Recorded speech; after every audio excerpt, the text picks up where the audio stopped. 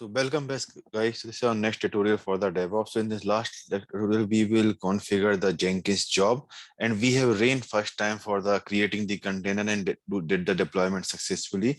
When we run second time, because the container is already running and that jobs got filled. So the disadvantage here is we have to delete the container every time, delete the image, and then we have to do the fresh deployment.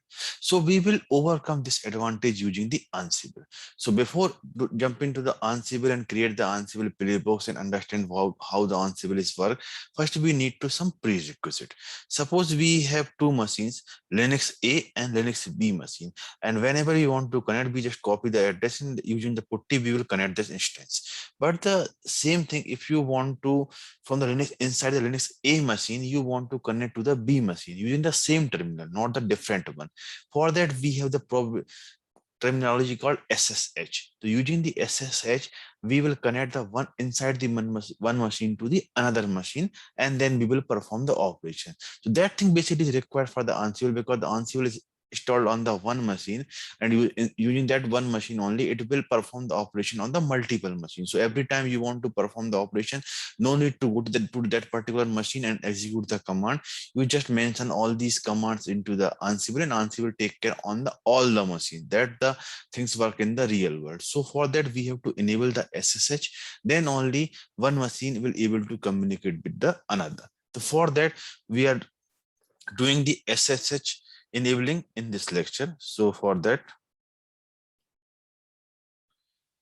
so we have two machines, as Linux A machine and Linux B machine. So in this lecture, we will enable the communication between the A and B, or using the A machine, we will able to connect with the B machine. That is our end goal.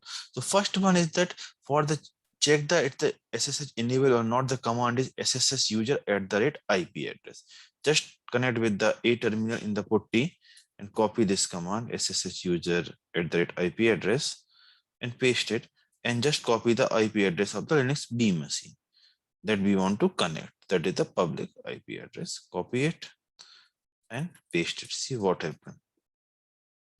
So we are trying to connect A machine to B machine using the SSH user command. Just enter. They say, are you want to connect? I say yes. And C is saying permission denied, because we have not enabled the SSH connection between the A machine to B machine, and directly we are try to connect it. So it's saying the permission is denied and we are not able to connect it. So for that, first we have to enable the connection, and then only we will able to perform the operation. To enable this connection, we will go the step by step. The first we have to connect the Linux B machine, and then we will have to enable the password authentication to yes, because whenever we want to connect from one machine to another machine, we require the password authentication, and by default in the AWS, password authentication is set to the no. So first we have to enable the password authentication on the Linux B machine, and then we have to generate the password for the EC2 user, and using that password, we will connect from the one machine to the another machine. So step by step we will go. First we will connect with the Linux B machine, and then set the password authentication to yes. So just open one more terminal, putty, and copy the Linux B machine address and connect onto the Linux B machine. Just a second, I will connect the. So now I'm connected to the EC2 Linux B machine. Also 176 is the last private IP address for the Linux B machine. So you can just check the IP address, private IP address, and that is 176 here. So that is for the Linux B machine. So now we have to enable the password authentication. So for that, we need to go to the VI ET. Inside that ECT SSH, we have one file called sshd config, where you already aware that we have set the password authentication in my previous lecture also. Just copy that command and open this particular file on the Linux B machine, and open on the insert mode, press insert button, and just go down and search for the password authentication. See here the password authentication, and that's said to be yes, but is commented. So just we need to remove this comment so it's work, and just escape and save for this :wq not. Just save this file. So now we have enabled the password authentication on the Linux V machine, and to enable this, we need to reload these services. For the reloading the service, we have the command service sshd reload. I will provide this document in the description box. So you just use all these commands from the description box only. Just put this and reload the services. So services reloaded successfully. So now password authentication is enabled for the B machine. But where is the password here? Because we have enabled the password authentication, but we don't know where is the password of the EC2 user, because the Amazon is set the password basically, and that is the default password. So we don't know the password of the EC2 user. So we have to first generate the password for the EC2 user also. For that, just type the command pass wd and the EC2 hyphen user, because we require the password also to for the connecting purpose, EC2 hyphen user. Now type the any new password. I'm just typing the default one. You can type any password. And I'm just not following the password guidelines. So it's saying, okay. So password token is authenticated successfully. So we have generated the password for the EC2 user.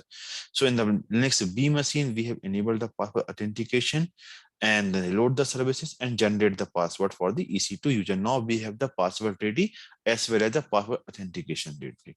Now we will back to the Linux A machine, and where we have to generate the SSH keys, because whenever we want to try the SSH between two machines, we have to generate the key, and it will generate two key, public key and the private key. So the private key is remain on the host machine only, and the public key will copy from the host machine to the second machine. So using that public and private key concept only, that communication will happen on the machine. So whenever which machine you want to connect on which machine, that particular public key should be present, then only it makes the connection. So first we have to generate the key. So connect to the Linux A machine, or generating the key, we have the command called ssh-keygen that will generate the command. So the first terminal 171 is for that A machine. Oh, it's disconnected. Let me connect again. So again, we have connected to the Linux A machine, and to generate the key, we have the command called ssh-keygen. Just copy the command ssh-keygen on the Linux A machine. Just remove this IP address and ssh-keygen. Just press enter, enter, enter. It's generated successfully. So we have generated the keys for this SSH keys. So now we have to copy this SSH keys from here to here. Just type ls-a. So we have one folder called SSH here, but we have generated this key as a root user, but we want this key as a EC2 user, because EC2 user we want to connect. So just exit it and again generate this command for the EC2 user. So now you can type ls-a. Now we have one folder called SSH. If you go inside that particular folder, SSH, sorry, I have typed wrong. You not. We have to type like cd, it's a folder, dot ssh. Now you type ls-a. Now we have two keys, like id underscore rsa, that is the private key, and we have id underscore rsa dot public key. So we have to now copy this public key from A machine to B machine, then only that communication will happen. So the key that is generated here, we have to copy inside the Linux B machine authorized key session. So go to the Linux B machine now. Here the Linux B machine. So 176 one is the B machine.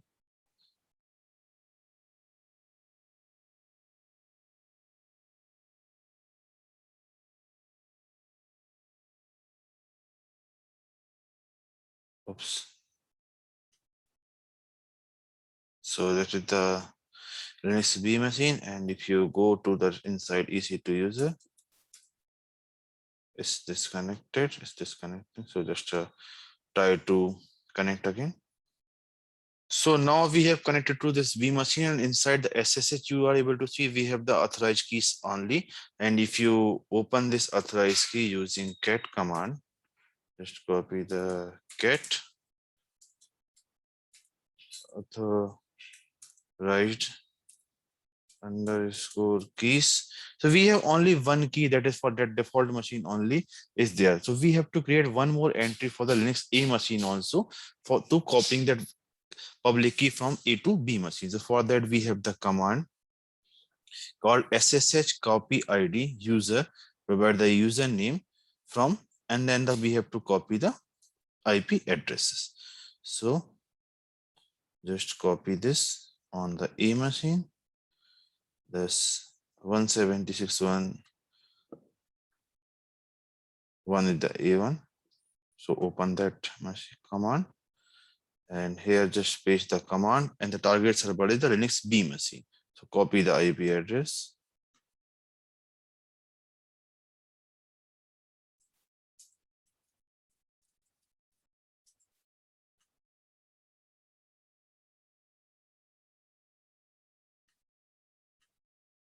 So that IP address is copied, and just press enter.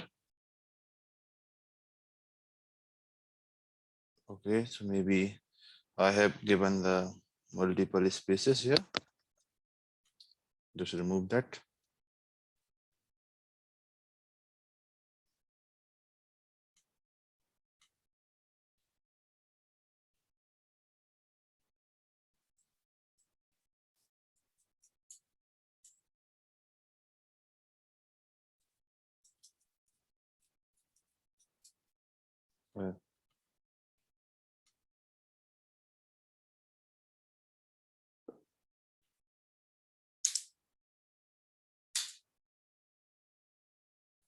Just give me a minute. Maybe I'm just providing the wrong commands. Maybe some arguments are missing. So just we want to pass the password also that I have said. Just give me a minute. This again.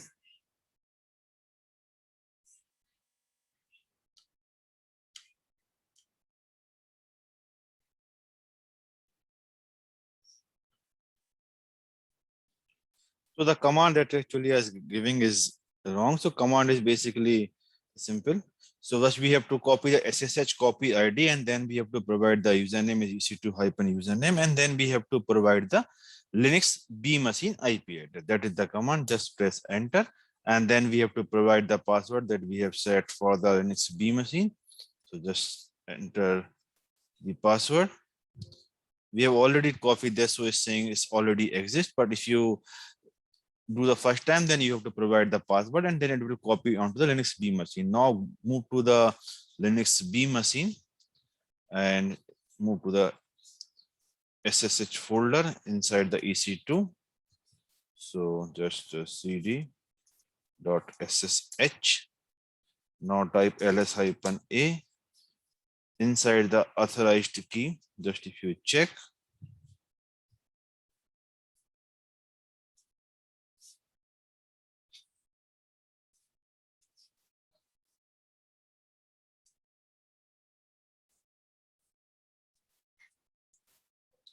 we have one more new entry here, and that is added for the machine. That is for the Linux A machine. That 171 is the IP address. So the public key is added now. So whatever we have did till now, we have generated.